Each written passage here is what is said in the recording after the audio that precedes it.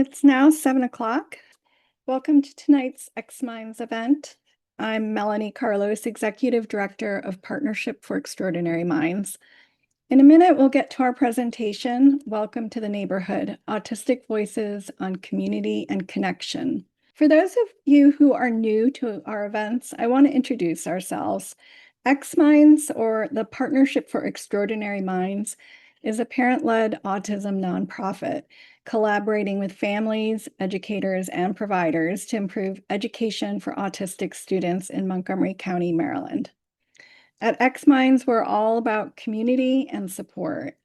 From this monthly speaker series to our unique virtual parent discussion groups, we're here to help families navigate special education.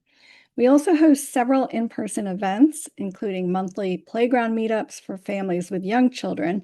And for families with older children, we have several teen social events. This is just a small sample of what we do throughout the year. And remember, all our events are free of charge. You can explore everything we offer on our website at xminds.org. And now, on to tonight's special event, Welcome to the Neighborhood, Autistic Voices on Community and Connection. We traditionally end our programming year with our annual Autistic Self-Advocates Panel, designed to hear directly from autistic voices to better understand their experiences. And tonight we have an excellent discussion for you, centered around the theme of community integration. How do autistic individuals navigate their communities and build connections? We're fortunate to have as our moderator, Steven Isaacson. Steven is a licensed autistic social worker in the state of Maryland who came to xMinds wanting to share his expertise with our community. And we were fortunate that he said yes when we asked him to put together this panel and moderate tonight's discussion. Steven formerly served at NIH in the Office of the National Autism Coordinator, which manages the Interagency Autism Coordinating Committee. In that role, he helped connect individuals and organizations with federal neurodiversity resources. Prior to that, he worked at Kennedy Krieger and the Hussman Center for Adults with Autism. He holds a master's degree in social work from the University of Maryland, Baltimore, and as an autistic person, he uses his own experiences to destigmatize neurodiversity. We are delighted to have him lead this important discussion. Great, thank you so much, Melanie, and welcome everybody to this evening's webinar. It's truly a pleasure to have you all here. Thank you to xMinds for having me. I know we'll have a wonderful discussion, and we have such a star-studded panel for you all today, so really appreciate you being here. Tonight's event is called Welcome to the Neighborhood, Autistic Voices on Community and Connection. I just want to frame today's event around community integration and talking about sort of how we get integrated in our community. The purpose today really is just to let parents know that even if their kids might be struggling now with building skills and meeting people and getting out there, they can succeed still and have a fulfilling adult life. Kids on the spectrum grow up to be adults on the spectrum, and there's a lot of great opportunities for exposure in the community and kind of learning about who's around and getting people to know their neighbors. And so we'll be hearing a few stories from panelists today about their successes and struggles with this, and kind of showing that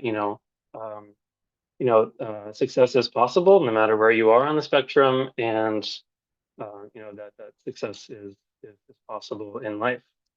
We'll also learn some strategies in the moment now to help school-age autistic kids with navigating the community. I think sometimes it can be really scary to think about folks getting out there and meeting people, crossing the street. We do that. Saying hi to the person at the shop or ordering a sandwich. If you've never done that before, or if you're anxious about doing that, it can be really scary. And so we'll also maybe hear about some strategies that have helped our panelists in the past and could be helpful for you and your family today. And of course, it's wonderful that xMinds has their annual Self-Advocates Panel. And really what we're doing today is attempting to center autistic voices as much as possible in this discussion. Um, so I know there's a lot of definitions, a lot of ideas about community integration, and in the chat too, feel free to talk about some of your ideas about what you mean by community integration. But really today, we'll be thinking about and sort of framing the discussion, with a few ideas just so we can get those in our head while folks are talking.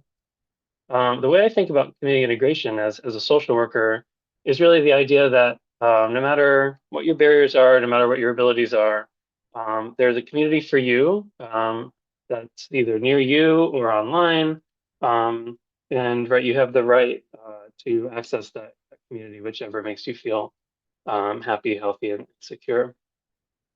Part of integration, right, is about creating the conditions, getting rid of stigma, talking about education for community members to make sure that, when folks interact, not just our autistic folks, but also folks in the community, that folks kind of know what to expect. And, we can build community integration skills with self-advocates, but it's also about going to environments that are inclusive and safe for folks on the spectrum.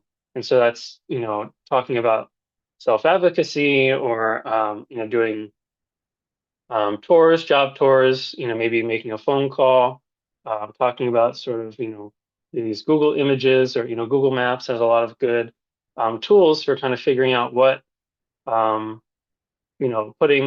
folks on the spectrum in the best possible scenario to succeed. So making sure that we're going into environments that are good for us is really the first step. For me, I think about community integration as a human right, is something that makes us happy, healthy, and confident about our skills.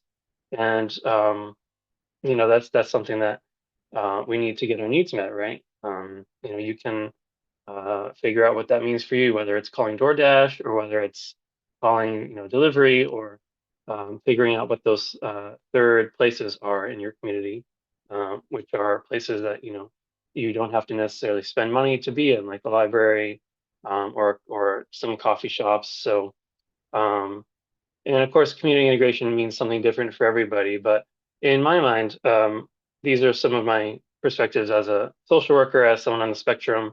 When I talk about community integration for myself or the people I work with, these are some of the ideas that I think about. And our panelists can feel free to come up with their own definitions too, but just wanted to kind of plant us in an area to begin. Of course, community integration is really important for everybody, particularly for folks on the spectrum. We're susceptible to rates of isolation and loneliness. And so, having folks on the spectrum know kind of where their people are, how they can get their needs met, really reduces that isolation and feelings of loneliness, whether it's making friends, going to a volunteer or job opportunity, or, getting education like at Montgomery College or some other areas. These are all ways that we can get our needs met and have a high quality of life. And of course, folks on the spectrum, myself included, have a interesting time learning social rules, whether they're, learning social rules are necessary for navigating a community, whether that's, autistic communities, neurotypical community. Any community is going to have a sense of social norms, right? I'm part of a tennis meetup, and so that's a really nice way that I am integrated into the community in Rockville around me. But I notice a difference between people who have been there for a long time and some folks that are newer. They might not know, the social rules, conversation, or sort of the flow of the tennis match. And so the longer you're in a community, the more you get to learn those rules. And that's not necessarily whether you have autism or not. But that's something that I think, along with the isolation and loneliness, we think about a lot for folks on the spectrum learning those social rules. And of course, the dignity of risk, right? Decision making. The more you're exposed to a scenario, the higher likelihood you'll maybe not repeat mistakes in the future after some processing and kind of sort of ups and downs. Of course, that's that's always natural, right, in the process. Um, but you can't learn how to get up, right, if you haven't gotten out there and gotten exposed to different situations. So I'll talk a little bit about that with my story. Of course, would love to hear why you think community integration matters. Feel free to put those in the chat. So for me, I was exposed to a lot of areas in my community. I'm a classic train autist, so I love trains from a really early age. And so even back when train stations had people doing tickets there, beside, before the kiosk, I knew the guy at the train station. His name was Harold, and I can't tell you how many times I went there, but he knew me. I know him. I was there with my dad, and so that's kind of one area in my community that I really knew. Okay, well, I know this person. I feel a little safer here when you know people around you. Of course, there's Blimpies. I don't think Blimpies is really around anymore, but it's now replaced by a subway in Germantown. But of course, we knew the guy who was the cashier at Blimpies, right? His name was Sonny, and he just always had a nice smile on his face every time he walked in. He talked to me about quarters. I was really big into filling the map with quarters in the U.S. So we always looked through the jar to see if there was a quarter that I didn't have for the state. And we kind of went back there over and over again, and you kind of get to know him. And again, just like with the train station, that's a person in my community that if I happen to get lost, or if I needed something in an emergency, or just if I wanted to get a sub one day, I knew that I could go to that place, and I knew who was there. And of course, that made me feel happier, safer, and more confident to build my skills in other areas. And of course, the bank, if there's depositing checks or doing whatever, I knew the person at the bank as well. And so it's basically like exposing folks on the spectrum to as many experiences as possible, allows, well, especially when you're children, your brain's developing, so you get new experiences in that way. But also, being exposed to different kinds of people, trying out new conversation scripts, right? So the more you expose folks to different situations, the more chances to succeed in the future they'll have. So that's a little bit about me. I just wanted to not take up too much time, but really set the stage for our wonderful panel that we have today. I wanted to introduce our wonderful panelists, Dr. Brittany Townsend-Galloway, who works at the state of Maryland, and everyone will introduce themselves as well. But we also have Gabrielle Zui, who's an autistic advocate, musician, and educator. And of course, Sora Edwards-Thoreau, who's a graduate student clinician and researcher. Really appreciate having everybody here to share their stories with this topic. So we'll move into the first question, which is really an introduction. Is it possible for Dr. Brittany to come on and say hi? Hey, good evening, everyone. My name is Dr. Brittany Townsend-Galloway. I currently work at the state of Maryland's Department of Human Services as a supervisor working with our systems team. I'm considered their subject matter expert. I'm also the board president for a small nonprofit. In my free time, I enjoy being outdoors. I like to try new things. I definitely like building Legos. And I enjoy diamond painting and spending time with my family. Great, thank you so much, Dr. Brittany. Next we have Gabrielle. Hi, my name is Gabrielle Zui, they, them pronouns. I am a musician, actor, educator in Rockville, Maryland, primarily a teaching artist right now at a bunch of different local nonprofits, but like a freelancer all around. And I also am in a post-baccalaureate program at the University of Maryland right now for speech language pathology because the master's program in speech language pathology requires a bunch of prerequisites that I didn't do in undergrad. And so I'm doing those now. And yeah, I guess as outside of like work and school, I really love to volunteer with the city of Rockville and also with Montgomery County. In the city of Rockville since 2019, I've been a volunteer as a human rights commissioner, which sounds pretty fancy, but it's like an unpaid volunteer role. Everyone should check out your local boards and commissions. I'm very passionate about municipal government, um, and also on the Montgomery County Committee Against Hate Violence.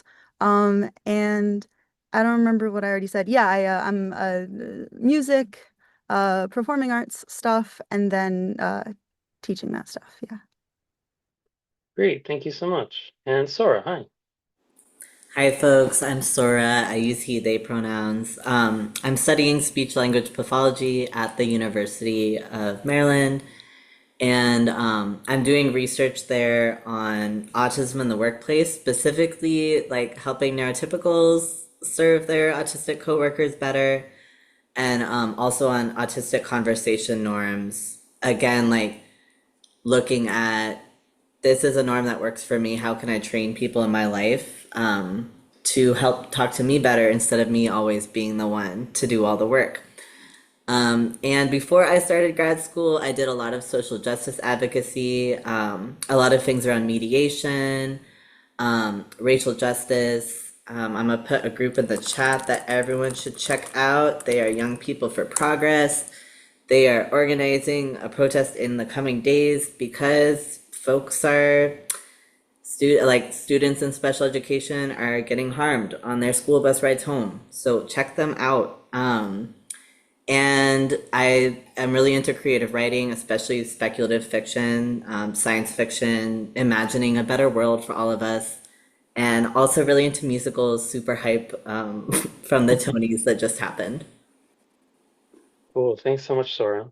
And welcome everybody. It's really nice to have you guys as part of the panel. So I think I pinned you guys, so everyone should be able to see the spotlight. And I think I pinned them out of order, but we'll start with Brittany for the first question here, or second question. What challenge with community integration was the hardest for you, and how did you overcome it? So like you, Stephen, where you had some like familiarity as a kid and got comfortable going in different places, kind of knew like the going into Blimpies or the train, like with the trains and everything. I had a lot of that when I was younger. I lived in a very small neighborhood, so it's kind of like everybody knew everybody. You know, the local sub shop, it was the same owner that had been the owner for years. It was moving out and being on my own was probably the hardest part, and it was in a new area. I didn't know anybody. I didn't really know where anything was yet. I didn't know any of my neighbors. So I think that was probably the most difficult time for me. And I was starting a new job. So it was trying to get to know my, like the area, building like a routine, and then making friends or interacting and socializing. I didn't really know how to do that by myself. So it was just a day where I saw my neighbor outside, and she complimented me on my outfit, and I just said thank you. And I kind of thought about it for a second, and I was like, you know what? This is probably your time. You should probably start talking to her a little bit. So it kind of one thing led to another of conversations, and we started having dinner together, and we literally lived right next door. She was like, hey, come over, I got this for you, let the kids hang out. And she ended up becoming my best friend, and I'm now the godmother to her. I have a god baby who's now actually, she's in second grade now. So it was just trying to interact with people and feel comfortable with it. And not knowing how to do it because I never really did it before. And then of course having a new job and then trying to survive that too, of the social norms and what are the social rules? Like, how does that all go? But having a good mentor at work definitely helped me out a lot. So Hmm. Yeah, thank you so much, Brittany. That's really impactful. The role of mentors, especially in the workplace. Gabrielle, what was the challenge that was biggest for you with community integration, and how did you overcome it? So I misread this earlier when I was like preparing answers, as just like what was the biggest challenge for you and how did you overcome it, not specific to community integration. Um, but I guess community integration is kind of how I overcame. Okay, I'll answer as if I was yes. Okay, so what I wrote is that my biggest challenge growing up was when my like sense of reality was kind of being messed with, if that makes sense. So it could be things as small as like I just spent an hour attempting to clean my room, and then a parent walks in and says, "Hey, I told you to clean your room. Why didn't you clean your room?" And I'm like, are we not looking at the same thing? Like, should I have taken before and after photos? Because it's like I know what happened and I was like, I saw it, and somehow someone isn't seeing the same thing I'm seeing. And so it could go from something as small to that to something when I was younger, especially there were specific moments of something as big as like I was raised and taught that police are good and helpful. And then I'm in fifth grade and I learn about an incident of police brutality against an autistic teenager. And I'm like, what? But that doesn't make sense. And these things can be upsetting. They have caused on numerous occasions like full meltdowns or shutdowns. Because I think often I was going to say like more than like any sensory type of thing, whatever, but really it's in combination often with when there are other factors that are kind of making me a little more susceptible to that type of thing. These are the really big these moments where I like lose my sense of or my sense of reality is like being messed with, whatever, like are the big things that like kind of push me over the edge. And so the way that this became a good thing, kind of, I don't know if overcome is the right word, but when I was in middle school is when I learned about conversion therapy because one of my close friends, their parents like had threatened that to be something that they were going to do. Um, And that, like learning about that and going online, because when I hear about something and I don't know what it is, I will go online and I will find out what it is. Um, and being like, this does not, that looks like torture. Torture is like, how could they, like, I thought these people were nice. Like, they brought me out for ice cream. Like, how could they do bad things? But luckily, at that time, this band that I was obsessed with, and I'm still obsessed with, even though they don't really exist anymore, they were partnering with this LGBTQ organization, and I saw this post they made about um, protesting like a rally to ban conversion therapy. And so when I was like, I was 12 or 13, it was this way to use this thing that was like so upsetting and confusing to the point that I can't think of better words than messing with my sense of reality, to use that and like use it as a way to like to try to fix the incorrect thing, if that makes sense. And so that was the first protest I ever went to, was a rally in support of banning conversion therapy for minors in Maryland. And from there, it just really everything just kept on happening. And I kept on using these upsetting things as a way to connect with people who were feeling the same way I felt, and as a way to feel productive, because the most important thing for me, I think, with the idea of community integration in general is the idea of feeling helpful, like feeling like my presence there is needed and wanted, but not just my presence, but that I'm like doing something. And so yeah, and so it was a way for me to feel not only helpful, but also to like help me deal with this thing that was messing with my head. So then now, like I mentioned, I serve on the Rockville Human Rights Commission and the County Committee Against Hate Violence, and all of the things I do now as a volunteer and things that I've tried doing as jobs and stuff in this space of advocacy really stem from those challenges where up until the point where I discovered my ability to participate in those protests and stuff, like I was just constantly upset and angry and confused. And so that was really the challenge, but thankfully things aligned and I found an output for that. Yeah. Yeah, thanks so much, Gabrielle. It's really interesting to hear about the connection between your sense of social justice and making sure your brain is making sense of stuff and sort of finding your place in community. That's really powerful. Sora, what about you? I'm laughing because like I'm like bold of you to assume I overcame it.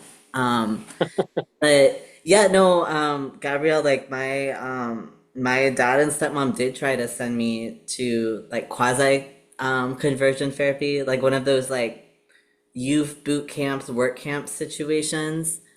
And yeah, like I was like growing up like queer and trans and poor in the South, like autism was in the equation, but that wasn't the only thing making it hard, right? Um, and I think like I remember I tried to cope with it for a while by just spending a lot of time with people. Like there's that science study where they're like, if you spend 200 hours with someone, they'll be your friend. So it's like, let's go. Let's do marching band. Let's do cross country. And I remember my cross country coach like telling me one day, she's like, you're different from the other people on the team, but I hope you still feel, I guess we love fun. I hope you still feel welcome here. And I was like, no, I don't. So I wound up changing, like, that was like in middle school. I wound up switching high schools. I went to a high school that had more poor kids. That was big for me to at least not have like the income gap. And I was in a program where it was IB, it was 20 of us. So we were all, it was like a magnet program where we were all together all day long. And like, I think in high school, I kind of was like, okay, you need to just be friends with all the weirdos. So like half my friends were also autistic, y'all. Um, but it still wasn't feeling good for me, to be honest. So what I wound up doing is when my parents sent me to this like work camp, I was like, joke's on y'all. I like volunteering overseas. So I learned Haitian Creole. And I started working as an interpreter when I was like 16, where I would just be gone during the summers. And the intergenerational collaboration I had with that, where I was working with adults, like they needed someone to translate their curriculum into Haitian Creole. They needed an unpaid volunteer to do all their work for them, right? That intergenerational collaboration of like, I'm part of a project that's a serious project with adults was like huge for me. That was a game changer for me. And because I was working in Haiti, I could have a whole talk with y'all about the power dynamics of that. But because there was this understanding of Sora is not from here, Sora is a white American, people explained things to me all the time. If I didn't understand something, the assumption was like, oh, like Sora's not from here. It wasn't Sora's autistic. And so, and there was a lot of my struggles are not the same as your struggles, right? But what Gabrielle was saying about like seeing injustice in the world, being part of a liberation movement, even though it didn't have anything to do with autism necessarily, it just wound up like giving me a deep sense of connection to folks and building like really authentic, real relationships with folks, even when autism like wasn't explicitly part of the conversation. So we can talk all day about power dynamics, and we will. I think that's an important part of when we talk about these challenges. But yeah, for me, coming to people with, I put in all this work to learn Haitian Creole.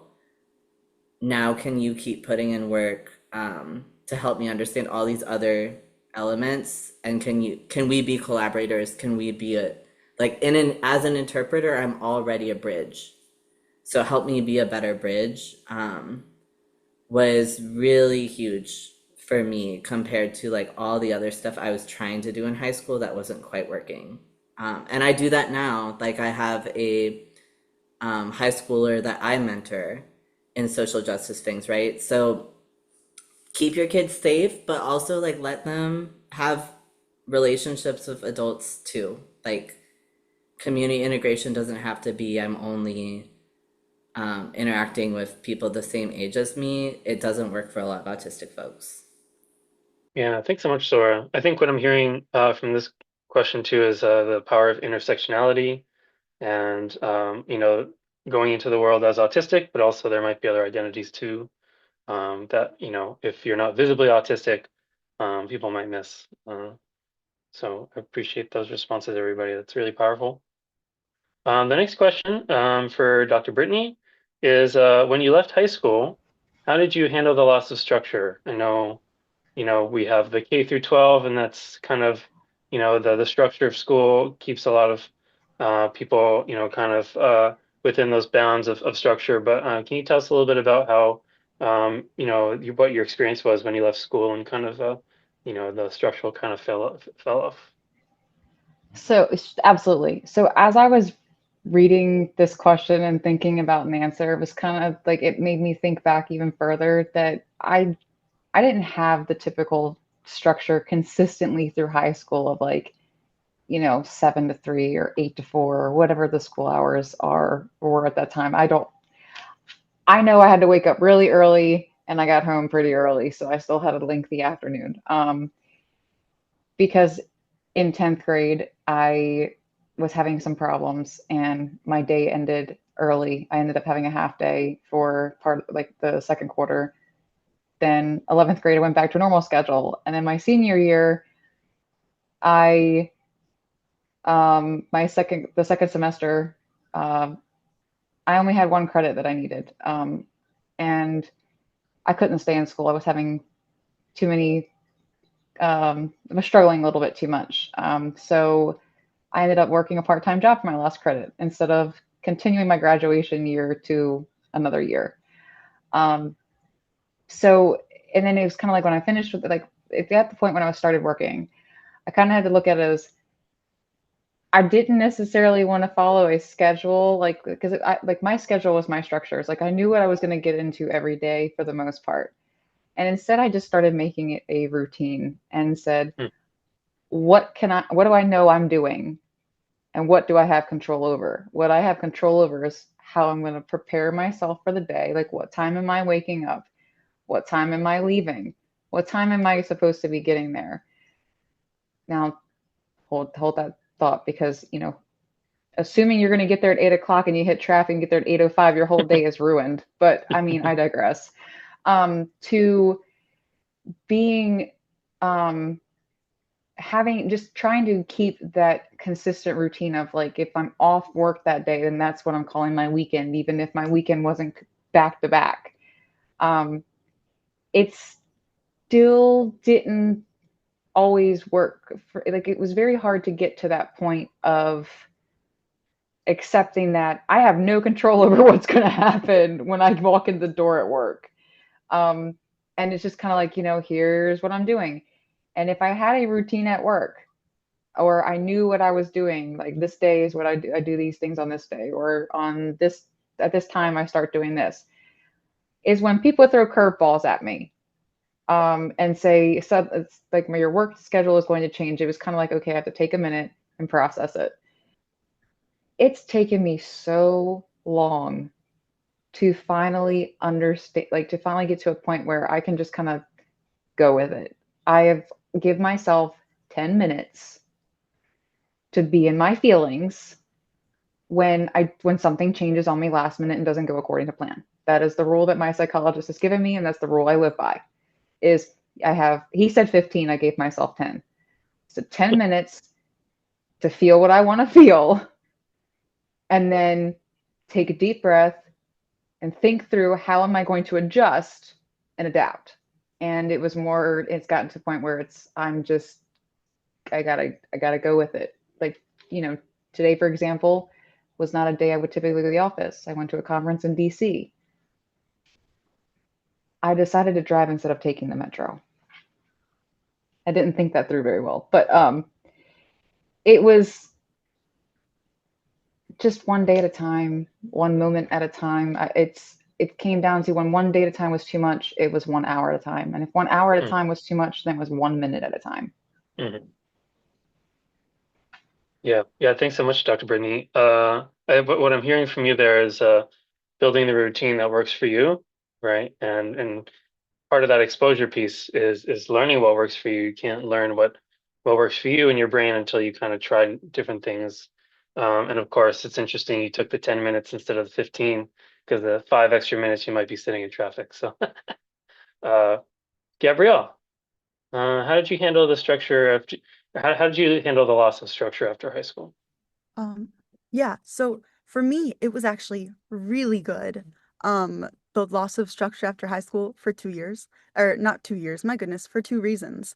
The first is that in high school, it was too much time in one building that was like very overwhelming, sensory wise and otherwise, and I was chronically sleep deprived because it was so early and it was so tiring. And while structure is good, everything in most of K through 12 was like so required. And I like being in control or at least feeling in control over my day. Um, Even like with things as small as the certain teachers who like don't let you drink from your water bottle in the classroom.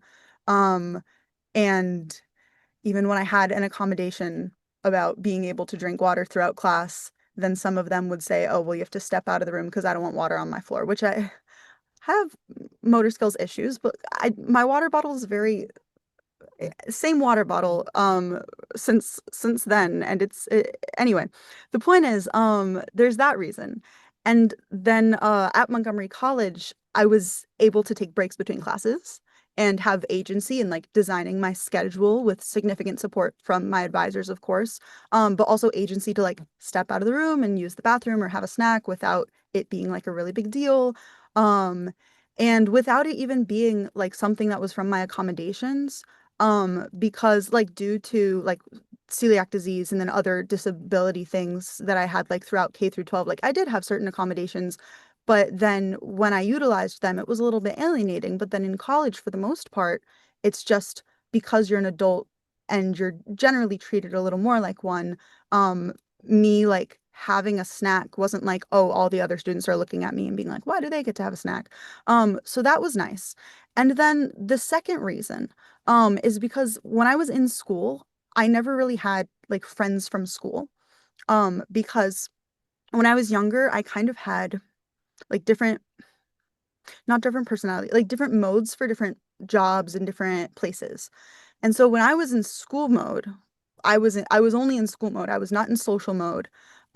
I could only because being a student takes so much energy and so much focus, and in order to succeed at that even a little bit, I was just probably not a pleasant person to be around in the classroom. I just like I no social, only school. And so in middle school, for example, like my closest friend was from an after school theater program. And then in high school, my friends were from my Jewish youth group or from this after school music program that was like at a school across the county, which is also like where I met my partner. Um, so being involved in those kinds of activities where I wasn't really in any like clubs at my school, barely, and I didn't like make friends from my classes, and I just didn't really enjoy like being stuck there. As nice as structure can be, that made the transition a lot easier for me because I was used to like enjoying life outside of the high school and middle school building. And I was used to like seeking out social opportunities separately from school. And even at Montgomery College, like I didn't really have any friends from Montgomery College. All of the, I guess, friends I had during that time period were just from like the activities that I did outside of that. But yeah, so that was a good thing for me, the loss of structure. Yeah, interesting. Thanks so much, Gabrielle. Yeah, it's nice to hear that you know developed feelings of control over your day. and kind of got exposed to the real world a little bit and got to know sort of what accommodations you needed. So that's really powerful as well. Sora. Yeah, my therapist and I joke like every 3 months or so I totally reconfigure my schedule. So like 2 weeks or so ago, I'm like, you can't work 10 hours a day. You can't. Why was I doing that to myself, y'all? So now we have like a new little, the day is divided into 2 hour chunks. We get a half-hour break every 2 hours. We get a 5 minute break every half hour. Like we got a whole system, y'all. And like that's the nice thing about not being in a rigid system, right? Is that you can figure out, well, what does that look like for me? And with one thing I've had to work really hard on lately is flexibility, yes. Is I like literally made a list of like who my friends are, y'all, and I've had to be like, when's the last time you reached out to so and so? So that's like structure I've because with high school, for better or for worse, definitely for worse. Like I relate to what you said, Gabrielle, about like being in school mode versus social mode. You're with folks, and like I said, being with folks wasn't good for me. Like being in marching band for hours, being in cross country for hours, I didn't actually build relationships. So I've got my little post-it notes like literally on my board of like, here are all your friends and here are all the people you want to get to know better. So Steven, I texted you like earlier this week, or like last week, and to be like, hey, like I want to follow up with you. Like we just started talking. We just had went to a conference together, and I know that I need to reach out. So I've had to be really intentional about like reminding myself, here are the people in your life, and you need to be reaching out to them Mhm. because you're not gonna run into them randomly. Like, like you have to text and you have to text back. Yeah. Yeah. Yeah, thanks for that, Sora. I relate strongly to the Google Doc thing. At one point in my life, I had a spreadsheet of my friends, and so I thought that was only me. So I'm glad that you had that experience too. Uh, yeah, and also about developing a system that works for you. And I think also what I'm hearing across our panelists is really finding a support person, whether it's a therapist or a coach that works for you and that knows who you are, so that they can help develop some of these strategies in conjunction with you. Okay, let's move on. So we talked a little bit about this already. So what supports helped you the most during times that were stressful, either in your life, or if you had an extra one from community integration, what supports helped you kind of get out of the house and learn who was around? So Dr. Brittany. I had a really, when I started working with the state, I ended up having an amazing supervisor who just, we just clicked well. And I will say that I've definitely had my fair share of experiences where I did not click well with my supervisors or my coworkers.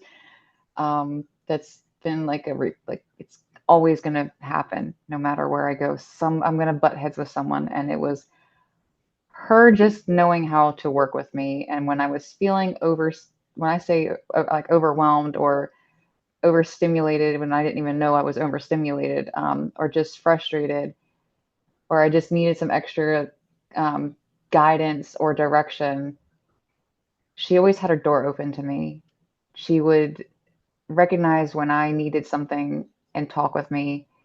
When I wanted to just vent or I needed help because I really didn't know what to do or how to go about doing it.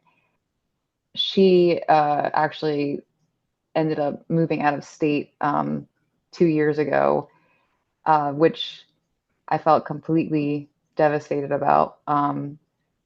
But I did make a road trip to Michigan to go visit her because now we are very good friends.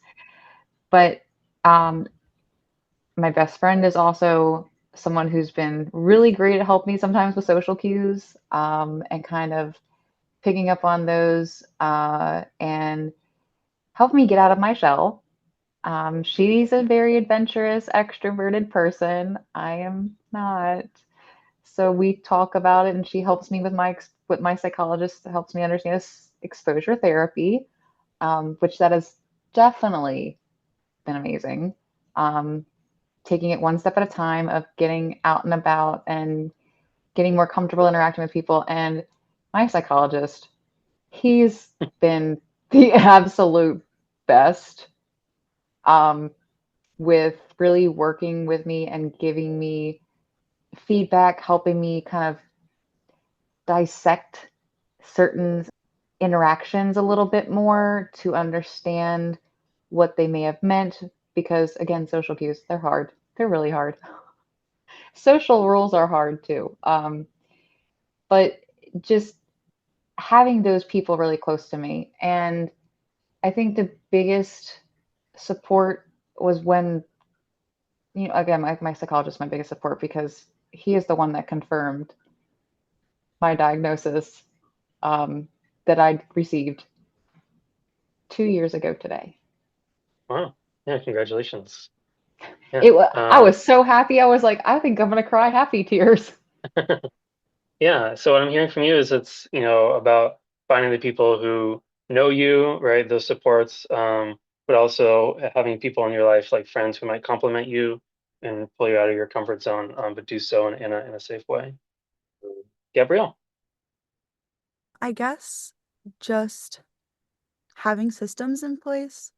I really like uh to keep track of everything because like in digitally, whether that's like what I'm feeling in a certain moment, or whether that's just like anything, any ideas, anything I need to do. If it's not on Google Calendar, it doesn't exist.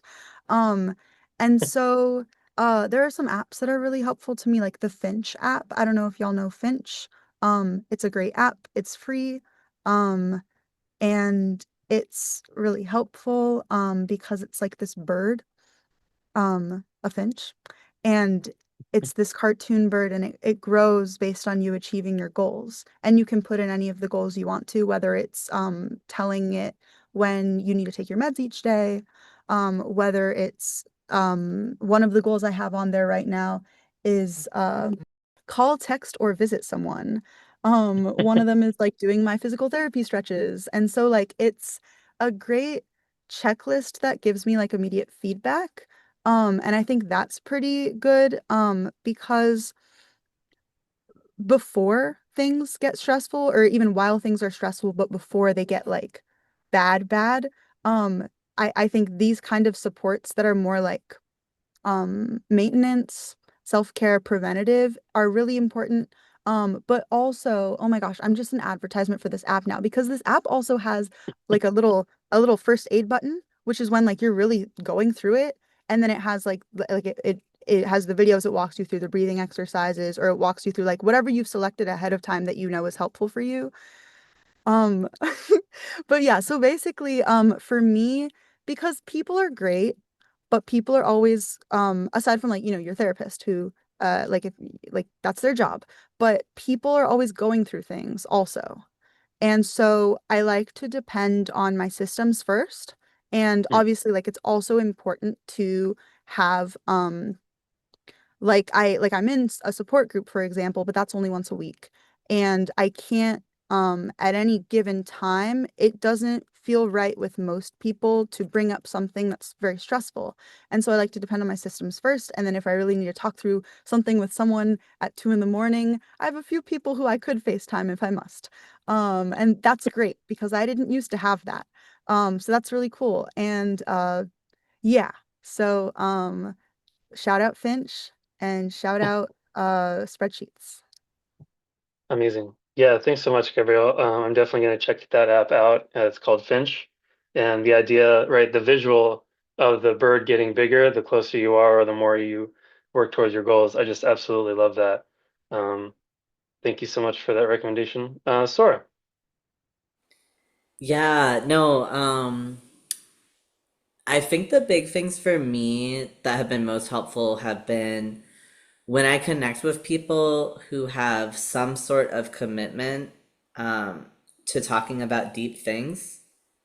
So in college, I really struggled in college, y'all. And I was about to drop out. And like one of the indicators that I was about to drop out was I like stopped showing up for work. So I had a job in the writing center. I never, like, I always found someone else to take my shift, y'all. But like, I stopped I stopped doing shifts. And so the writing center director like called me in and was like, hey, like, thank you for always getting someone to take your shift, but like, what's going on? Like, do you want to work here? And like, she was like, our job is very human centered and you're very good at it. And so like, I think part of it was her, because our job was so much about being a human and communicating with other humans, there was that orientation of we have tough conversations, you know? And same thing, like a few years later, going through the pandemic, I was living in like a 12-person group house, hashtag trying to find community, y'all. But also, again, being physically around people is not enough. It actually is not good sometimes, actually. And I had a mediation group where we'd meet once a week. And again, like the focus was we're building this skill of learning how to be mediators. But because everyone in that group had this commitment to, we want to be watching for small, subtle things, they like knew long before I did that I was like going through like some mental health crisis stuff. And like, again, it wasn't, you're in a crisis, we need to intervene. It was like a smaller like check-in that I was more receptive to because we already had this orientation of we talk about feelings with each other. We talk about like we talk to each other as humans. We do work together. Like we're not just socializing. Like we're here to learn how to do mediation. We're here to help students write papers. But the concept that we talk about feelings together has been introduced. It's not a foreign concept.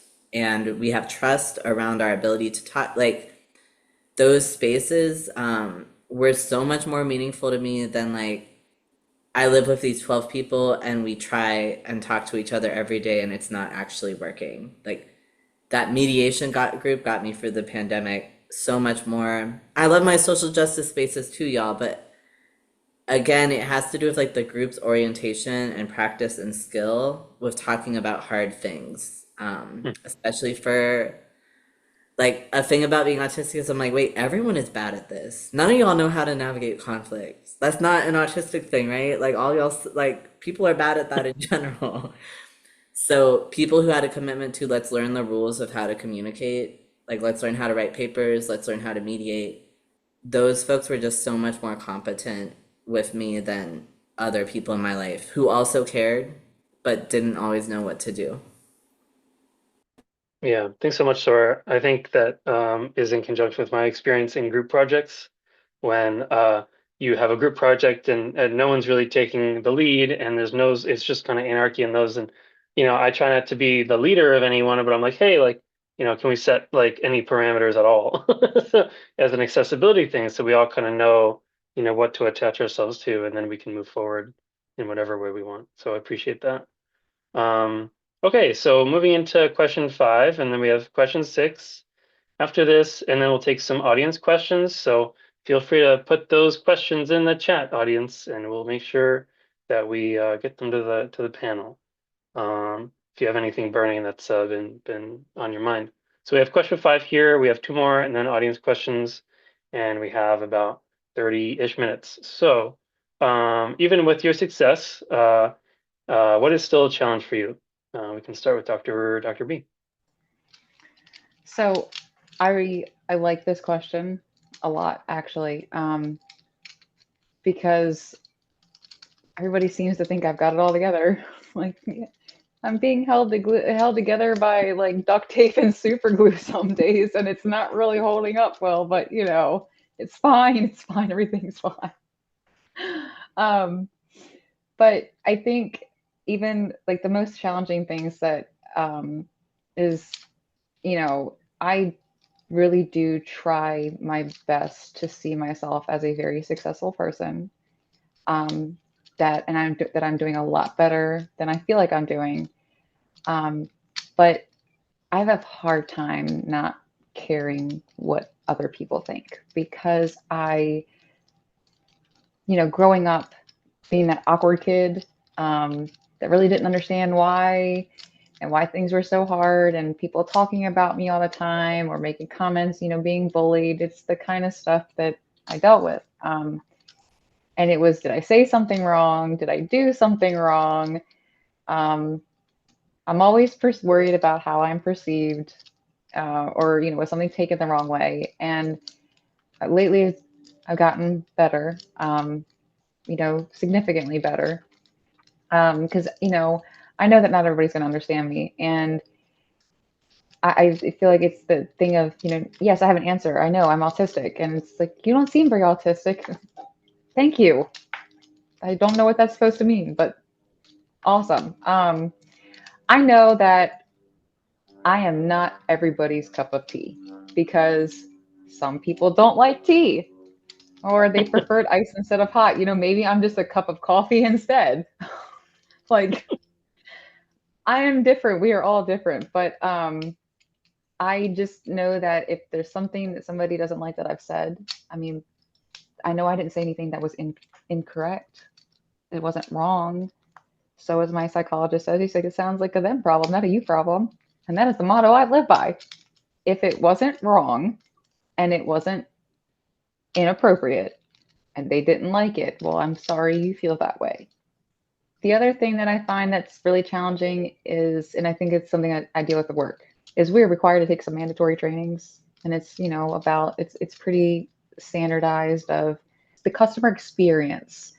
And it's like, he talks about your body language, and if you're not like making eye contact with people and not fidgeting, and I'm just sitting here like, why am I so frustrated over this? And I can't help but to be angry about it, but then not be angry about it at the same time. So I decided to tell them that one of the trainers that was doing it, I was like, this training's kind of like very stereotypical, and it's not very neuro-inclusive. And I would like for it to be understood that when you're doing these trainings, you make it clear that not everybody makes eye contact, or just because they're not making eye contact doesn't mean they're not paying attention to you. And guess what? I had to take this new training, and they said it. They said some people don't make eye contact, or they might fidget as I'm sitting on camera playing with my fidget, staring off into space. So those are those things. It's just kind of like, I see things, and it's like, you're forced to, they say like, you're supposed to be this way, and this is how you're supposed to be a good person and a good worker and a good employee, and how people perceive it. And I'm tired of it. I've been told for so long that everything I've done and I feel comfortable doing is wrong, and I shouldn't be doing it this way. I should do it this way. That's my biggest challenge, is that not enough people are aware that you can't forcing someone to be someone they're not is not it. And I become me more, and people are starting to see it now.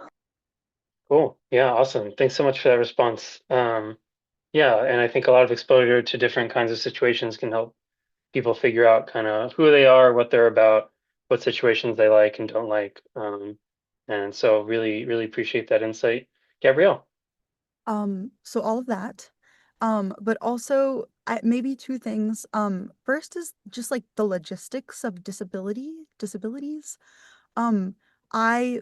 For example, I cannot drive because of the main reason is that my visual processing speed is in like the 7th percentile. So if a car swerved in front of me, it would take me like 2 to 3 business days to respond, and that would not be good.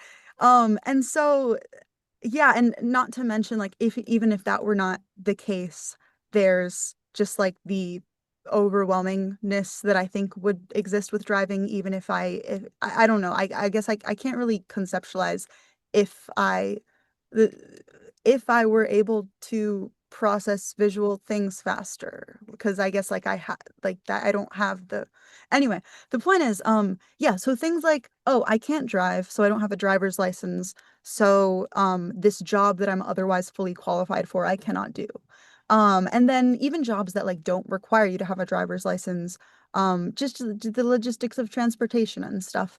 And so yeah, that's because in terms of being able to do a job, I've found a lot of jobs that I cannot do, and that's fine. But there are things I can do, but because I am so able to do many things, which I'm very grateful for, and I've worked a lot to do that. Because I'm so able to do those things, it is not seen that I need support in other areas. Um, for example, transportation, um, things like that.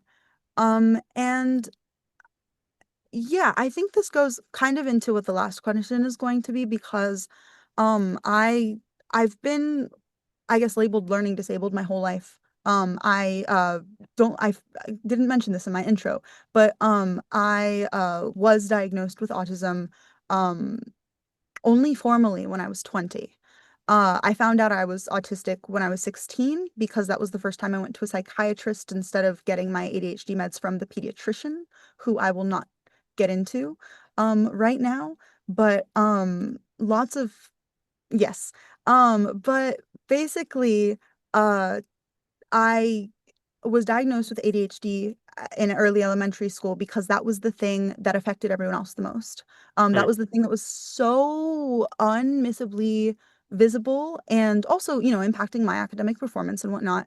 That I was diagnosed. My teacher, even though she wasn't really supposed to, kind of nudged my parents to get me an educational psychological evaluation, specifically saying that I probably have ADHD, which I'm pretty sure like you're not supposed to do that as a teacher. But she'd been at the school like since it was founded or whatever. And like that was at least what my parents said, were like, oh, that's probably why she felt okay doing that. But yeah, and so I had an educational psychological evaluation and was diagnosed with that. And back then, DSM-4, you can't have ADHD and autism diagnoses. You can only have one. And my brother was diagnosed with autism at 2, most classical case you can ever think of, fully non-speaking for many years. And I had many similarities to my brother, and also a lot of things where I'm the polar opposite of my brother. But it just like nothing was to that extent. And also, the whole gender disparity in diagnosis. So anyway, the point is like with, for example, the driving, and like visual processing speed and stuff, there are certain things that may have they might just be an unchangeable part of my brain, but there are certain things that may have been improved through something like occupational therapy when I was much younger. But because the need that I had in other areas was not as present, it was never considered to assess the need for those types of things. Meaning, like, I was never, for example, had the neuropsych evaluation when I was younger. Though even on the educational psychological evaluations, like the processing speed thing was part of that, and it always was like ridiculously bad. So I don't mm. know why that was never focused on, but anyway, fun stuff. Studying speech language pathology. That's gonna be great. And yeah, just adapting to, I think, having new diagnoses and thinking about not thinking about what should have been different or what could have anything like that, because that is not very useful, unless I'm really reflecting as a tool for like me as a professional who's working and will in a different role, after I get my degree, be working with young autistic kids, for example, but more so like thinking about um, skills and needs and what was missing that I actually can do now. And that has been good, and it's been challenging, but it's been good. Great. Yeah. Thanks so much, Gabrielle. And Sora. Yeah, no, I appreciate that both of y'all brought up just like the labor that comes with being disabled. That's something I've been reckoning with a lot lately, is having to get in all these arguments with people about, do you want that or you need that? I'm like, I need it. And I think like a thing that's been a challenge with that is just sort of reframing like Bella Ramsey, who is wonderful, y'all, and is in The Last of Us and is autistic. I'm watching the episodes in the new season, and she plays a cover of Take On Me, and there's this line, it's no better to be safe than sorry. And so I've really been trying to do to not care what people think about me, and at the same time, instead of just sitting with like that rejection sensitivity dysphoria, or being like, okay, this person is ableist, so I'm just not going to engage with them. I've been trying to give neurotypical folks, folks who aren't neurotypical but are still ableist, chances. So like today, I like on my list of people who I like on my spreadsheet, like I've started listing people like in my academic program, right?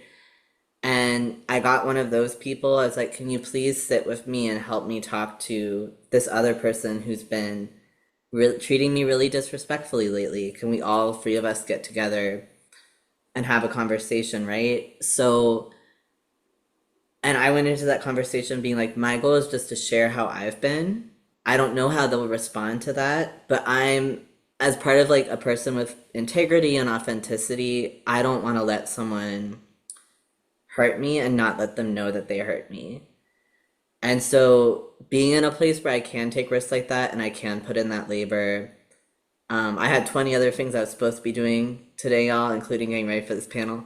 But being like, no, this isn't something extra that I'm being asked to do. This is a gift I'm giving to myself, instead of something this person forced me to do.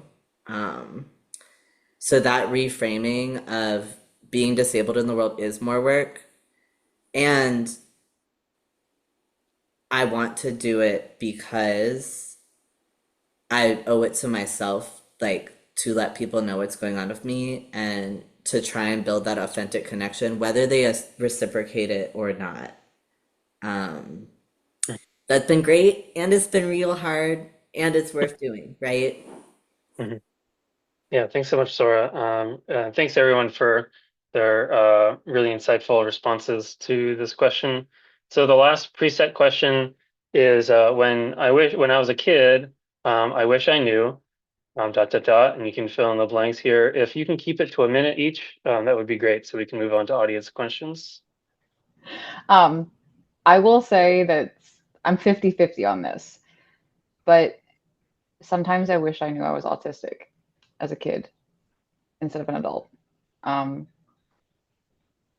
And that I had Ehlers-Danlos, and that I had some, other things like POTS, because they all seem to kind of run together. So it's kind of like my whole life makes sense now.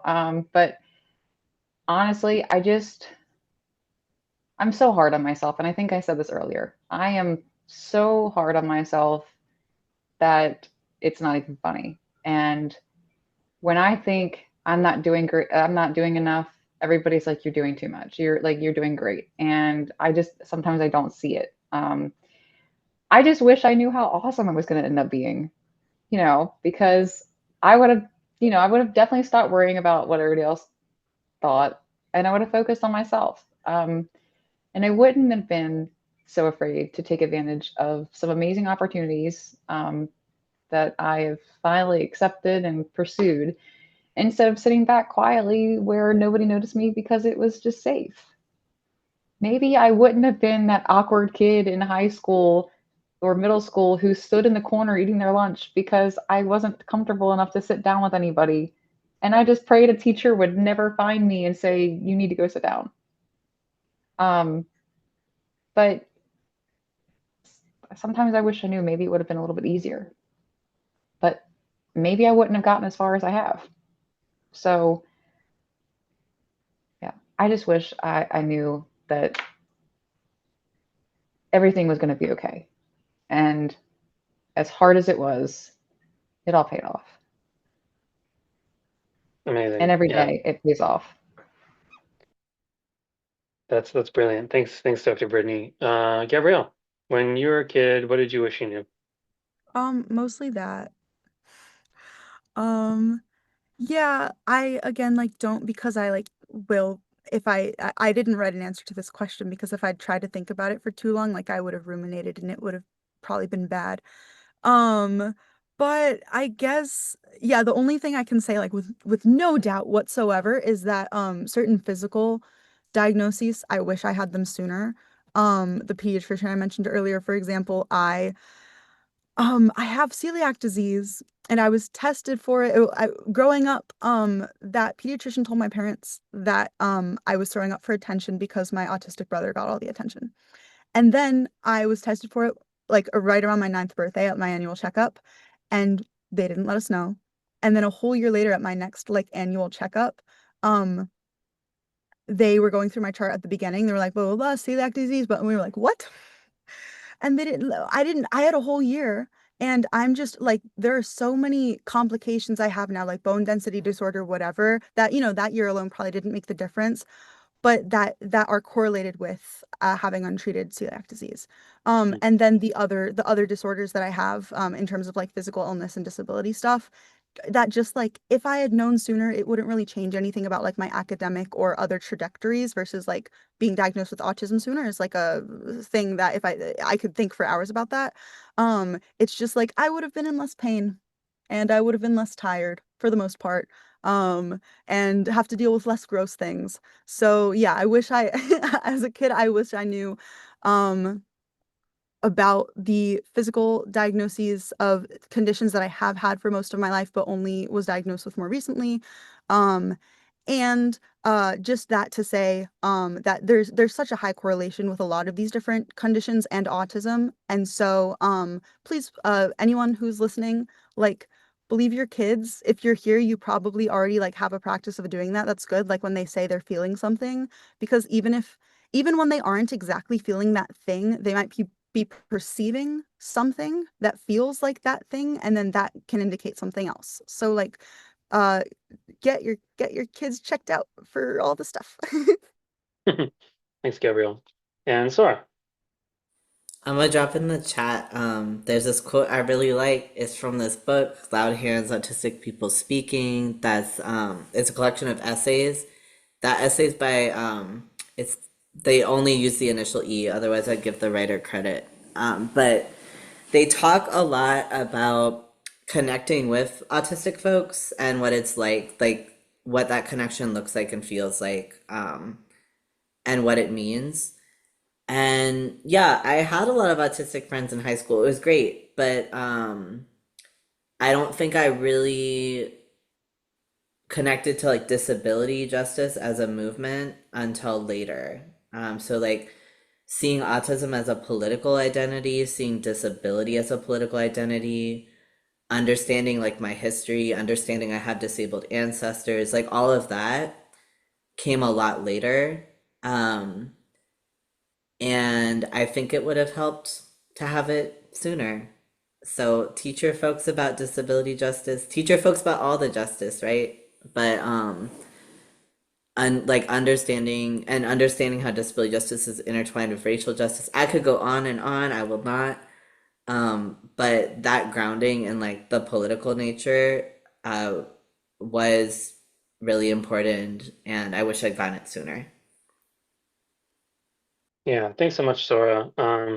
Yeah, right. The lost generations of folks who, weren't diagnosed, but, had disabilities, autism, goes back generations. So really appreciate that perspective.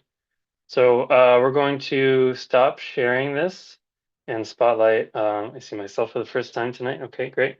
So we have our panelists here, and we're going to move into the question and answer session from the audience. You guys did a great job with the panel questions, and we really appreciate the audience questions as well. So we have a few here to start us off. The first question I was thinking of is,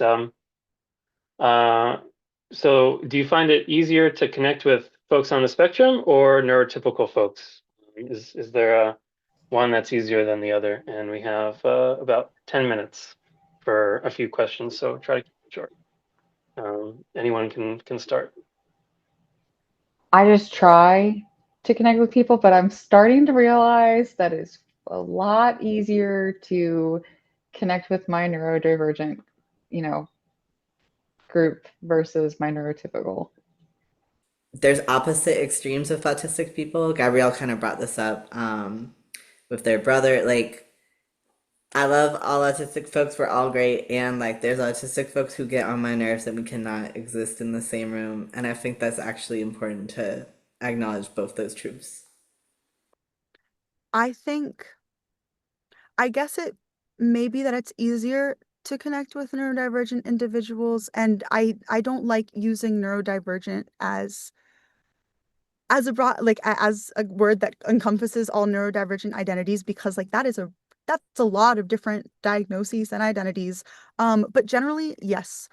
Especially in terms of like people who have things that are what I have or similar, and I do not seek out specifically to make friends with those people. But just to give one example to exemplify all of this, my partner of 6 years, over 6 years now, we're having our wedding in January. But they were diagnosed with autism at 3 years old. Their parents recently, semi-recently at that point, had immigrated from Iran. Very strong stigma about all of this stuff. And they said basically, oh, no, thank you. We don't need to deal with that. He's fine enough. And so they never told my partner that they were autistic. And my partner struggled through school, had basically no friends up until that group I mentioned, which is where we met with the called the Secret Society of Science Songwriters, which is an after school like program at Northwest High School, which was across the county from where I went. I just heard about it and thought I have to go there. Many autistic people, both early and late diagnosed, who are alumni of that program. But yeah, like until like that time in high school, like had no friends, or at least no close friends, no one really beyond acquaintances. And that was where we met. And they only found out that they were diagnosed with autism as a little kid because after I got formally diagnosed at 20 with the neuropsych evaluation and everything, we were on a call with their father, who lives in Iran now. And their father was like, "Oh yeah, they told us you had that when you were little. We went and they did some testing, and we didn't really take it, but yeah, like that's kind of funny because you have that too." And we were like, "Oh, because how the heck else would I have had such a good, not good, like such a functional and wonderful relationship with someone who, we got through lockdown together, spending like 24 hours together for like many long time, lived together at that point on the call for like several years. Yeah, so I just think that's like the exemplified thing of like, I'm not seeking out specifically to make friends with only people who have my diagnoses, but then we end up finding out. Yeah, so it's just funny. Yeah. Yeah, thanks, Gabrielle. That's I meet people, who are adults and they're like, oh, I never got diagnosed. I just got diagnosed last year, and I'm like, how did they miss you? It's quite a mystery. But of course, we know, testing and disparities as well. That's some reasons why people don't get diagnosed early. Okay, so the next question I thought was really good for our audience to hear. Touching on lockdowns and the pandemic, we had a question about what advice would you give young adults who had their formative years during the pandemic, and they feel hesitant to quote unquote get out there. What are your first steps if you were a young person during the pandemic? What would you do? I think the one thing that helped me was exposure therapy because my daughter was the same way with after the pandemic and getting out. She developed social anxiety to where we'd go out somewhere and she'd always ask to stay in the car. And I'd started noticing this was a pattern. I'm like, no, I'm going to be in there for about 30 minutes. Come on, let's go. It's not going to be that bad. And it was a day we were in Target and she was so nervous and she's like would turn like pale white.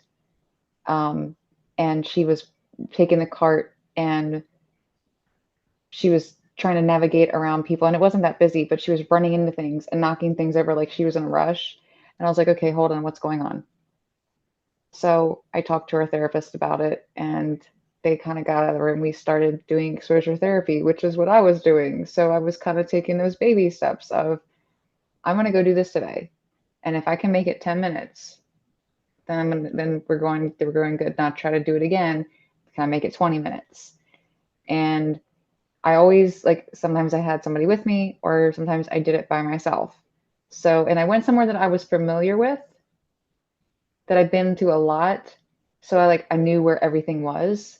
And I guess it's part of like the whole integration of getting familiar with your surroundings. But that was probably the one way I did it, or at least getting her out with one of her friends, and just being outside, even if it was just the two of them at the park, or just sitting outside, was how we kind of got past that. And now she wants to go in the store and order her own Starbucks. So progress. I Never. struggled with this a lot. And I mean, I wear a mask too. Like, I was at Capitol Pride, and now I feel okay going to an event like that wearing my N95 mask. And so I think it's really like being informed is good for me. For some people, that's overwhelming, and because you're just taking in all the information about all of the bad things. But being informed on the good and the bad, knowing that like vaccines work. Autism causes vaccines because a lot of I know a lot of epidemiologists who are autistic. So autism causes vaccines, not the other way around. That is a joke, by the way. Knowing both the good and the bad is helpful in making informed decisions, and it's good to make informed decisions, because then you can go out and at least know that you mitigated risk. And I don't know if this question is more regarding like the social aspect of recovering from the isolation of COVID. In that case, I don't know how to help you. But or at least I wasn't thinking about that until right now, the way I read the question. I was thinking about it as like, yeah. So but yeah, just like balancing your priorities, and really just being informed is good, but whatever you're trying to keep informed about, make sure you're taking in all of the good things with the bad things. Whether it's about a pandemic, whether it's about like any other situation that's going on, like knowing how to combat the bad, or knowing that there are things happening to make the bad less bad. And I'll just say really fast, I think a lot of it for me is about defining what my goals are. So, like during the pandemic, for a variety of reasons, I like ordered all my food, right? I never went to the store. And moving out of the pandemic, getting to a place of like, yeah, I hate going to the store, but if I go to the store, I'll be able to pick out what I want better than an Instacart person might be able to, right? And so trying to figure out like, instead of being like going to the store is better than not going to the store, like figuring out what are the reasons and what does success look like? Like, does success mean I have to talk to the cashier? Or can it be like I have my headphones in and this can be a nonverbal interaction, but the point is I existed with a human. Honestly, going out in public is really overwhelming still. I live across the street from a grocery store, and when I walk outside my door, I will still be hit with this like overwhelming feeling a lot of the time. And so having that mindset in my head of it's important for you to go outside today, it's important for you to have human, like I've had to decide this is important, you're going to do it anyway. And so if the young person you're talking about hasn't gotten to a place where they've made that decision, taking time to like lower the barriers, like my grocery store is across the street from me, thank God, otherwise I would never go. And helping them think through their motivation, like what are the pros and cons, I think is because it's hard to do a hard thing when you don't see the value of it. And just telling people it's good to get out of the house, like that won't be enough.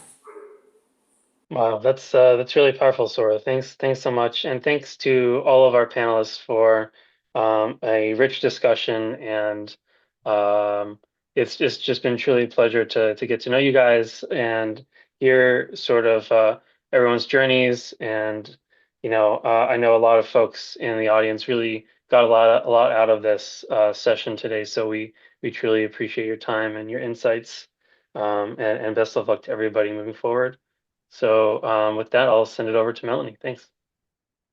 Thank you, Stephen. And thank you to all of you on the panel, Sora, Gabrielle, Dr. Brittany. I am really grateful for you, for you sharing your thoughts and stories with us. And there were so many great little tidbits. Sora, I love Bella Ramsey in The Last of Us. I'm jealous that you get to watch the rest of the season. But what a great quote. It's no better to be safe than sorry. I'm going to be thinking about that one. Thank you again to our entire panel and to Stephen and all of you who joined us tonight. Have a good night.